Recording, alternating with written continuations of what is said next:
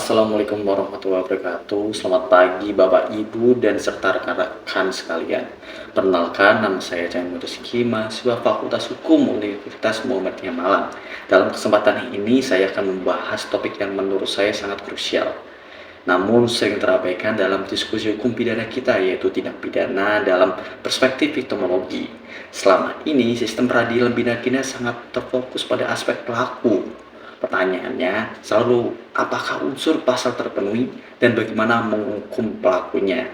Sementara korban seringkali hanya menjadi alat bukti dan saksi yang pasif. Viktimologi hadir untuk mengoreksi ketimpangan perspektif ini. Penelitian ini akan menjawab 3 pertanyaan utama. Yang pertama itu, apa itu viktimologi dan bagaimana perkembangan dalam ilmu hukum? Yang kedua, bagaimana viktimologi menganalisis peran dari kerentanan korban? Yang ketiga itu, seberapa relevan perspektif viktimologi dalam sistem peradilan pidana Indonesia saat ini. Ternyata untuk membuka wawasan kita bersama bahwa keadilan yang hakiki tidak hanya tentang hukum yang bersalah, tetapi juga tentang memulihkan yang dirugikan. Secara yuridis, viktimologi dapat didefinisikan sebagai cabang ilmu hukum yang secara sistematis mempelajari korban kejahatan, termasuk hubungannya dengan pelaku, interaksinya dengan sistem peradilan, dan tanggapan masyarakat terhadap penderitaan mereka. Ini adalah perspektif tambahan, bukan pengganti untuk hukum pidana tradisional. Fokusnya berkisar dari semata-mata actus reus dan mens rea pelaku kepada penderitaan, kebutuhan, dan hak-hak korban. Pemikiran viktimologi modern dirintis oleh 2 tokoh sentral. Yang pertama itu Benjamin Mendelssohn pada tahun 1956. Dialah yang pertama kali memperkenalkan istilah viktimologi. Ia bahkan membuat tripologi korban yang menganalisis tingkat kontribusi korban.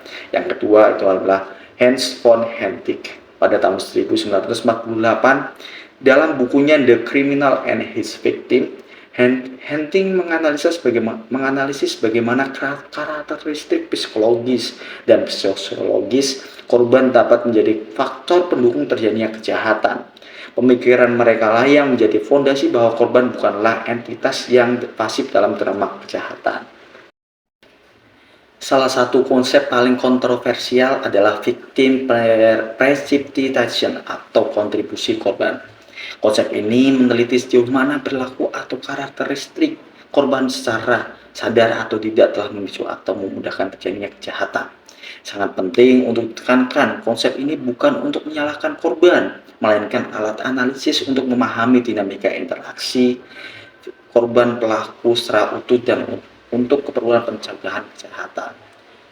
Von Henting mengklasifikasi korban berdasarkan kerentanan, misalnya the young, the old, the violent, kelompok usia dan gender yang rentan secara fisik dan sosial, the metalitic, detective, and the immigrants, kelompok yang rentan karena keterbatasan pemahaman atau posisi sosial yang marginal. Dalam analisis hukum, klasifikasi ini membantu kita untuk merumuskan pelindungan hukum yang spesifik dan berbeda bagi setiap kelompok rentan yang kemudian diwujudkan dalam berbagai peraturan perundang-undangan.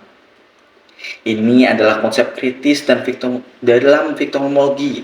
Viktimisasi sekunder adalah penderitaan tambahan yang dialami korban, bukan dari pelaku kejahatan, tetapi justru dari sistem peradilan pidana itu sendiri. Contohnya, proses integrasi yang relatif dan traumatis, pertanyaan yang menyudutkan dan merendahkan di persidangan, kurangnya informasi tentang perkembangan kasus, hingga pertemuan paksa dengan pelaku di ruangan pengadilan. Sistem hukum yang seharusnya melindungi justru bisa menjadi sumber luka baru.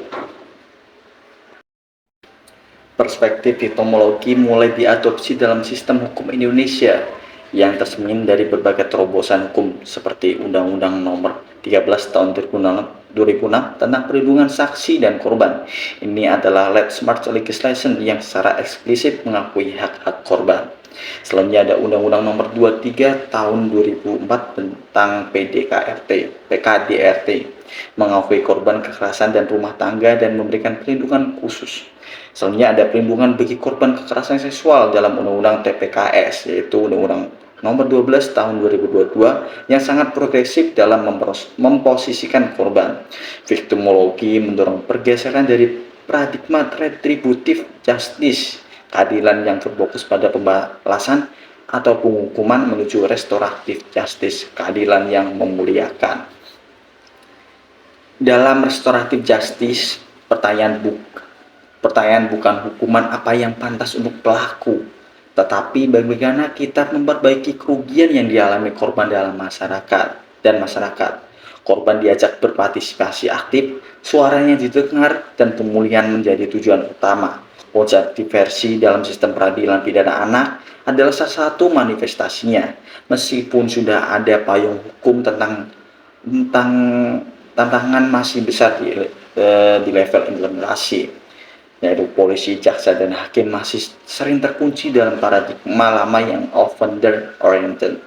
Selanjutnya itu sumber lembaga perlindungan saksi dan korban, seringkali kekurangan sumber daya, masih kuatnya budaya victim blaming di masyarakat.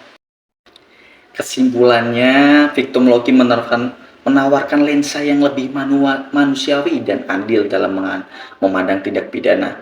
Ia mengingatkan kita bahwa di balik setiap berkas perkara ada manusia yang menderita dan hak-haknya untuk dipulihkan, sama pentingnya dengan kewajiban negara untuk menghukum pelaku. Demikian presentasi dari saya. Victimologi mengajarkan bahwa keadilan sejati adalah ketika korban tidak hanya menjadi objek dalam proses peradilan, tapi menjadi subjek yang dipulihkan. Terima kasih. Sekian dari saya. Terima kasih.